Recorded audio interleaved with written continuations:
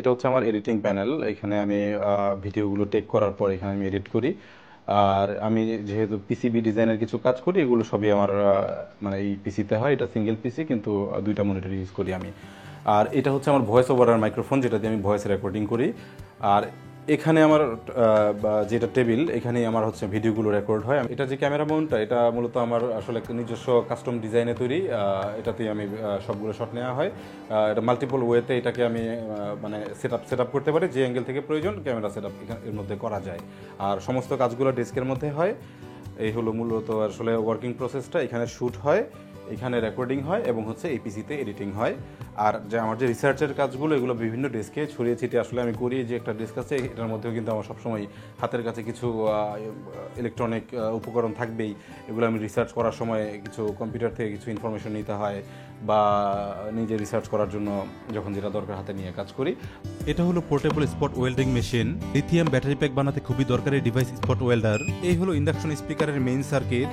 আমরা দেখতে পেলাম এটার ভেতরে কোনো মাইক্রোফোন নেই। ইলেকট্রোম্যাগনেটিক ফিল্ড সাথে ইলেকট্রিক ইন্ডাকশনে কেবল সংযোগ ছাড়াই জ্বলছে কালারফুল ওয়্যারলেস এলইডি।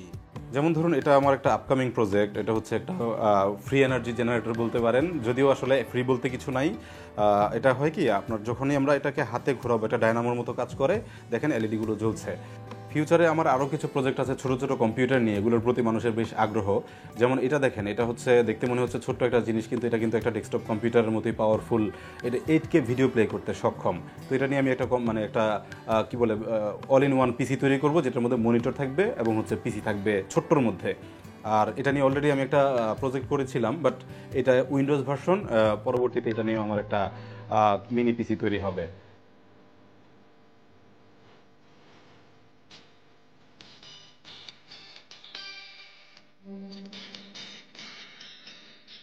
তো এরকমই আসলে আরো অসংখ্য প্রজেক্টের মধ্যে আরো একটা আছে, খুবই ইম্পর্টেন্ট একটা প্রজেক্ট। সেটা হচ্ছে মোবাইল ফোন। আমরা সাধারণত মোবাইল ফোন আসলে ব্যবহার করে অভ্যস্ত।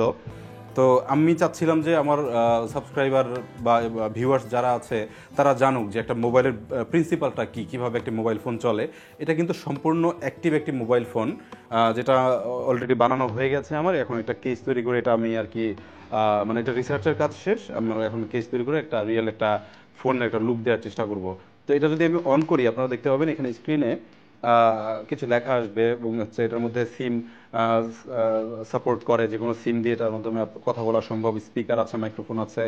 তো এই হচ্ছে একটা পুরোপুরি একটা মোবাইল ফোন প্রজেক্ট, যেটাতে আপনি রিয়েলি একটা ফোনের মতোই কথা বলতে পারবেন। তবে এটা আমাদের প্রথম ভার্সন, যেটা বাটন ফোন। নেক্সট আমরা টাচের দিকে যাব বা কালার ডিসপ্লের দিকে যাব। এভাবে করে বিভিন্ন মানে আমরা ভার্সনে আপগ্রেড করতে থাকবো এই জিনিসটা।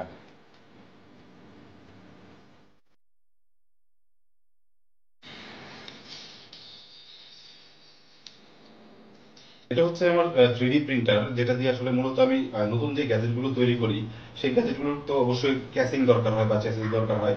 তো আমি 3D সফটওয়্যারে করি কি, ক্যাসিং গুলো তৈরি করি, ডিজাইন করি 3D মডেল। তো আমার যে চ্যানেলটা, এখানে আমি এত পরিমাণ মাল্টিপল আসলে প্রজেক্ট নিয়ে কাজ করেছি। আপনি বিভিন্নভাবে সার্চ করলে আমার চ্যানেলটা পাবেন কিন্তু। তো বিষয় হচ্ছে, আমি ওখান থেকে যেটা বুঝতে পারলাম যে মানুষের এই বিষয়ে কিন্তু প্রচুর আগ্রহ আছে, কিন্তু সমস্যা একটাই, আমাদের দেখানোর মতো লোক নাই পর্যাপ্ত। যেমন এই যে DIY, do it your self, এই যে প্রজেক্টগুলো, এগুলো করার মতো বাংলাদেশে খুব মানে কম লোক আছে।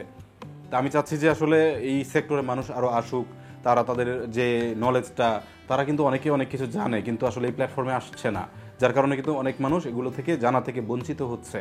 তো আমি তো একার পক্ষে আসলে খুব বেশি মানে এটা সম্ভব না যে আমি সবাইকে অনেক কিছু জানিয়ে ফেলবো। তো তারা যদি মানে এই ফিল্ডে আসে, ট্রিপলের প্রচুর স্টুডেন্ট আছে, সিএসসির স্টুডেন্ট আছে, তারা চাকরির পিছনে না ছুটে যদি কন্টেন্টের পিছনে আসে, তারা হয়তো এক সময় আমি নিজেকে আসলে কিছু ক্ষেত্রে সফল মনে করি, সেই মানে এরকমই একটা সফলতার মুখ তারা দেখতে পারে।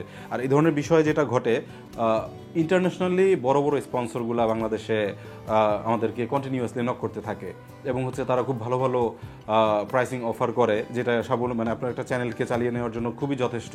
আর এটার জন্য খুব বেশি সাবস্ক্রাইবার হইতে হয়, বিষয়টা এরকমও না। অল্প সাবস্ক্রাইবারেও কিন্তু তারা ভালো একটা অ্যামাউন্ট পে করে। তো এই যে এটা কিন্তু একটা রেভিনিউ চলে আসছে আমাদের। আমাদের থেকে কিন্তু সার্ভিসটা খুব বেশি যাচ্ছে না, কিন্তু আমাদের ভালো একটা রেভিনিউ কিন্তু বাইরে থেকে চলে আসছে, রেমিটেন্স চলে আসছে।